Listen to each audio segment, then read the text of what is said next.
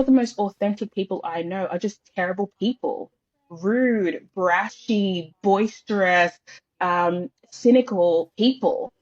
Where's their space on the internet to be themselves? Well, no, that doesn't fit into this criteria. Similar with role modelhood. I want this person to be upstanding in the way that I see upstanding people, successful, objective thinkers, not prickly, very respectable, model, ideal people. And it's like, okay, but what about when I don't fit into that neat criteria? Whose problem is it then? And so the more time I spend online, I am hyper aware of being a role model, but in a way that makes sense. It doesn't benefit me to be archetypal in a contradictory way. Like if I'm not inherently professional, I'm not going to pretend to be professional. If I'm not inherently mild mannered, I'm not going to pretend to be mild mannered because it suits the internet.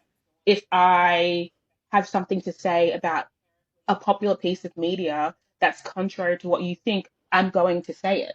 You know, it's tricky. I do think though that this kind of response influencers have to not wanting to be a role model is an overcorrection from this broader conversation we're having in society about like what do we owe each other and this hyper individualism that happens as a response to being parts of communities and societies that haven't been there for you as an Yeah. individual. And so once I've got mine, my little piece of the pie, why suddenly I've got to be aware of everybody else in the room? And I totally get that, but it's futile because we need each other. We really do.